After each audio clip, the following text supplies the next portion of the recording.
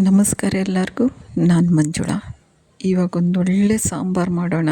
ಇದು ಇಡ್ಲಿ ಮತ್ತು ವಡೆ, ಅನ್ನಕ್ಕೆ ಎಲ್ಲದಕ್ಕೂ ಮ್ಯಾಚ್ ಆಗುವಂಥದ್ದು ಒಂದೊಳ್ಳೆ ಸಾಂಬಾರು.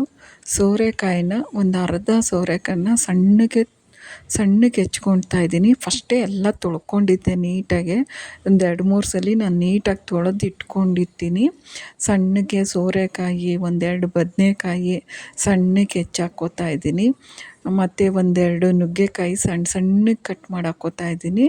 ಅದು ಮಸಿದ್ರೆ ಎಲ್ಲ ಹೋಗುತ್ತೆ.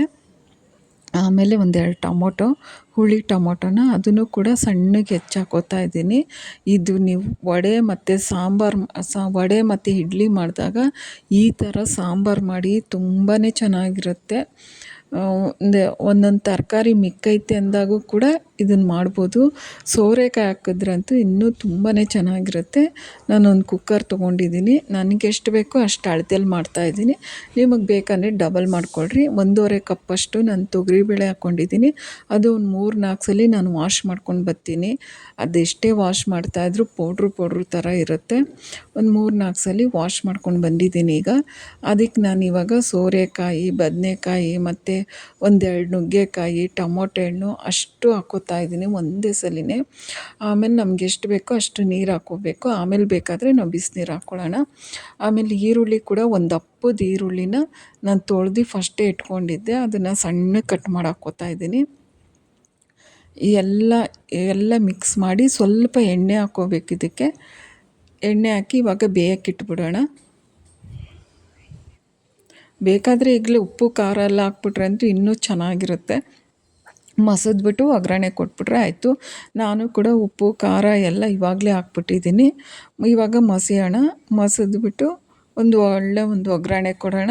ನಿಮ್ಗೆ ಎಷ್ಟು ಗಟ್ಟಿ ಬೇಕೋ ಅಷ್ಟು ಗಟ್ಟಿ ಮಾಡ್ಕೊಬೋದು, ಎಷ್ಟು ತೆಳು ಬೇಕೋ ಅಷ್ಟು ತೆಳು ಮಾಡ್ಕೊಬೋದು. ಈಗ ಮಸಿಯೋ ಕೋಲಲ್ಲಿ ತೊಗೊಂಡು ಮಸಿತಾ ಇದ್ದೀನಿ. ಮತ್ತು ನುಗ್ಗೆಕಾಯಿ ಚಿಪ್ಪೆಗಳಿದೆಯಲ್ಲ ಅದೆಲ್ಲ ತಕ್ಕೋತಾ ಇದ್ದೀನಿ ನಾನು.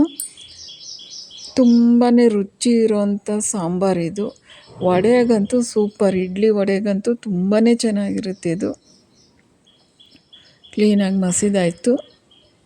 ಈಗಲೇ ನಿಮಗೆ ಧನಿಯಾ ಪುಡಿ, ಉಪ್ಪು, ಖಾರದ ಪುಡಿ, ನೀವು ಯಾವ ಖಾರದ ಪುಡಿ ಹಾಕ್ತಿರೋ, ಮಸಾಲೆ ಪುಡಿ ಹಾಕ್ತಿರೋ ಅದನ್ನು ಹಾಕ್ಕೋಬೋದು. ಇವಾಗೊಂದು ಸಣ್ಣದಾಗಿ ಒಗ್ಗರಣೆ ಕೊಡೋಣ. ಎಣ್ಣೆ, ಬೆಳ್ಳುಳ್ಳಿ, ಕರಿಬೇವು ಸೊಪ್ಪು, ಒಣಮೆಣಸಿನ್ಕಾಯಿ, ಸ್ವಲ್ಪ ಹಿಂಗು ಹಾಕಿ ಒಗ್ಗರಣೆ ಕೊಟ್ಟರೆ ಮುಗಿಯುತ್ತಿದ್ದು ಸಾಂಬಾರು. ಈಸಿ ಇದೆ ಮತ್ತು ತುಂಬಾ ಚೆನ್ನಾಗಿರುತ್ತೆ ಇಡ್ಲಿಗೆ ಮತ್ತು ಸಾಂಬಾರಿಗೆ.